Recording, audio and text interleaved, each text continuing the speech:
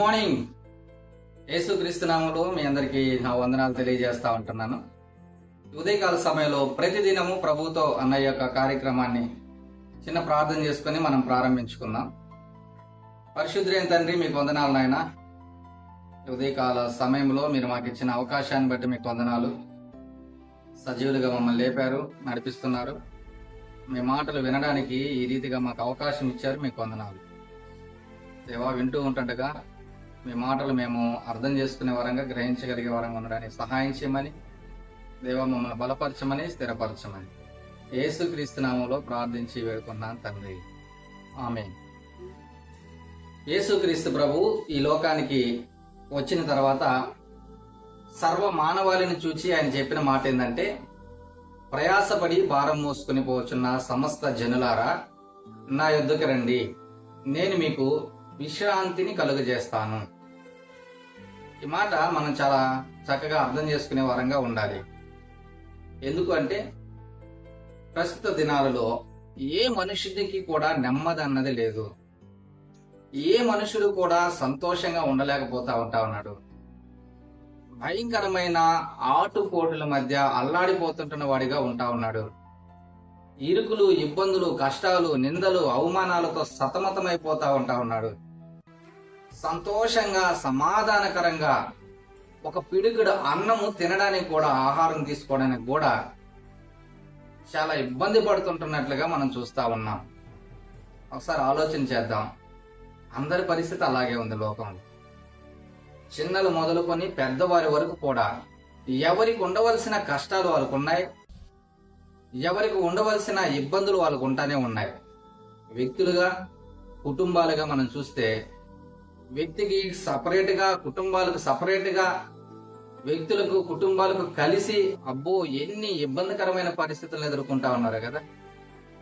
అందుకనే దేవుడు సర్వ మానవాళిని చూచి ఆయన ఇస్తున్న పిలుపు ఏంటంటే, నా యొద్దకు రండి, నేను మీకు విశ్రాంతిని కలుగజేస్తాను.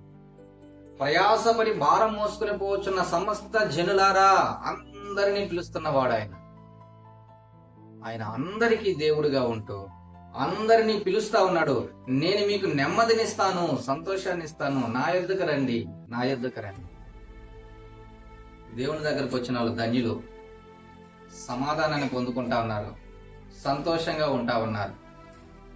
అటని కష్టాలు లేకుంటున్నాయా, ఇరుకులు లేకుంటున్నాయంటే, కష్టాలున్నాయి, శ్రమలున్నాయి, ఇరుకులున్నాయి, ఇబ్బందులున్నాయి. కానీ వాటన్నిటిలో కూడా దేవుడు నెమ్మదినిచ్చి నడిపిస్తా ఉన్నాడు. ఇది చాలా గొప్ప విషయం. దేవుడు ప్రతి సమస్యలో నుంచి ఆయన విడుదలనిచ్చి నడిపించే దేవుడిగా ఉంటా ఉన్నాడు.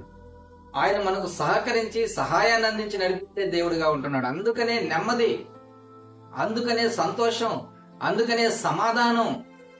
యేసు క్రీస్తు ప్రభువునందున్న వారు నిశ్చయముగా సంతోషాన్ని కలిగి ఉంటున్న వారుగా ఉంటా ఉన్నారు. దేవుడు ఏమంటున్నాడు? మరొక మాట మనం చూద్దాం. యోహాను సువార్త 14వ అధ్యాయం 27వ వచనంలో మనం చూస్తే, నా శాంతిని మీకు అనుగ్రహించి వెలుచున్నాను, లోకం ఇచ్చినట్లుగా కాదు, నేను మీకు అనుగ్రహించటలేదు. లోకం ఇచ్చినట్లుగా నేను మీకు అనుగ్రహించటలేదు. మీ హృదయమును కలవరపడనీయుకుడి.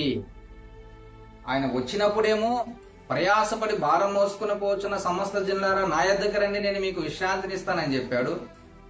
ఆయన తిరిగి 3వ దినాన లేచి, సజీవుడిగా లేచి పరలోక రాజ్యానికి ఆరోహణమై వెళుతూ ఈ మాట అంటా ఉన్నాడు, నా శాంతిని మీకు అనుగ్రహించి వెళుచున్నాను, లోకం ఇచ్చినట్లుగా నేను మీకు ఇవ్వడం లేదు. మీ హృదయాలను కలవరపడనీయగాకండి. చూడండి, కలవరం లేదంటారా? ప్రతి ఒక్కరికి కలవరం.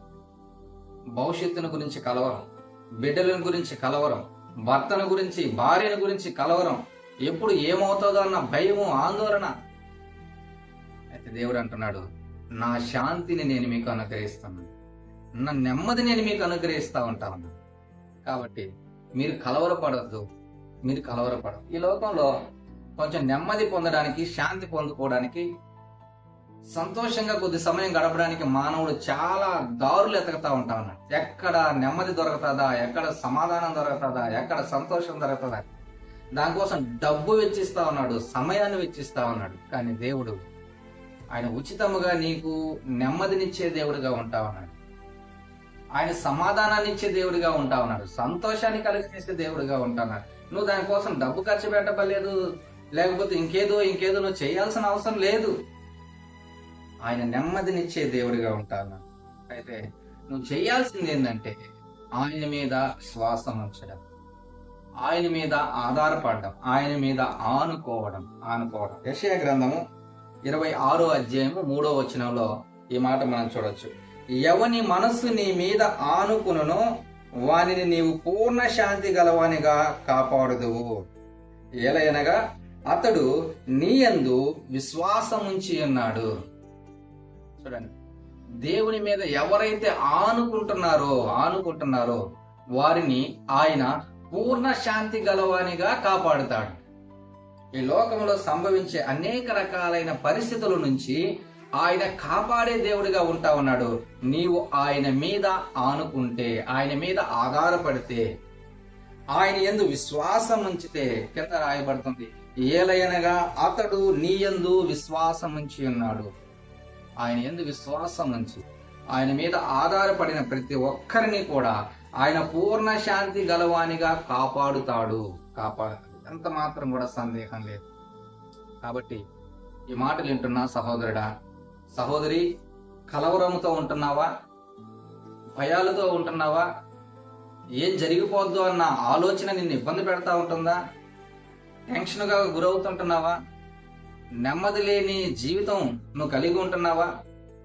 దేవుడు అంటున్నాడు, రా నా ఎద్దుకు రా, నేను నీకు శాంతిని అనుగ్రహిస్తాను, నెమ్మదిని అనుగ్రహిస్తాను. ఇదిగో నా యందు విశ్వాసం ఉంచు, నా మీద ఆధారపడు, నేను నిన్ను పూర్ణ శాంతి గలవానిగా చేసి కాపాడుతాను. ఈ మాటలు వింటున్నా నువ్వు ఆ మాట యందు విశ్వాసం ఉంచి దేవుని మీద నువ్వు ఆధారపడితే, ఆయన యందు నువ్వు విశ్వాసాన్ని నువ్వు పెంపొందింపజేసుకుంటే దేవుడు ఖచ్చితంగా నీకు నెమ్మదిని ఇస్తావు, సంతోషాన్ని. నువ్వు ఎన్ని రకాలైన సమస్యలతో నువ్వు కొట్టుమిట్టాడుతున్నావో తెలియదు, కానీ ఎన్ని ఇబ్బందికరమైన పరిస్థితుల్లో నువ్వు ఉన్నావో తెలియదు, ఎంత కలవరంలో నువ్వు ఉంటున్నావో నాకు తెలియదు, కానీ దేవుడు ఈ ఉదయకాల సమయంలో నీతో మాట్లాడుతా ఉన్నాడు. రా నా దగ్గర, నేను నీకు విశ్రాంతిని కలుగజేస్తాను.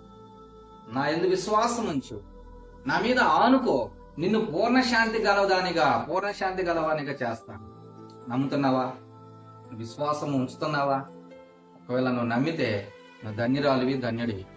ఆయన నీకు శాంతిని అనుగ్రహించడానికి సిద్ధంగా ఉంటాడు. కాబట్టి ఆ శాంతి నువ్వు పొందుకోవాలి అనుకుంటే, ఆయన ఇచ్చే నెమ్మది, ఆయన ఇచ్చే సంతోషం, సమాధానం, విశ్రాంతి నీకు కావాలనుకుంటే ఈ ఉదయకాల సమయంలో ప్రార్థన చేయి. దేవుడు నీకు సహాయం చేస్తాడు. తలలోంచుదా, ప్రార్థన చేస్తాం. తండ్రి, నీకు వందనాలు ప్రభువా, మీరు మాట్లాడిన మాటలకై మీకు వందనాలు. ఎవరెవరైతే ప్రయాసతో ఉంటున్నారు, ఎవరైతే కలతతో ఉంటున్నారు, కలవరాలతో ఉంటున్నారు, ఉదయకాల సమయంలో మీ మాటలు యందు విశ్వాసం నుంచి, మీ యందు విశ్వాసం నుంచి మీ మీద ఆధారపడాలని నిర్ణయించుకున్నారు, వారి యొక్క జీవితాలలో సంతోషము, సమాధానం, క్షేమం మీరు అనుగ్రహించి నడిపించమని యేసుక్రీస్తు నామములో ప్రార్థించి వేడుకున్నాను తండ్రి. ఆమేన్. God bless you.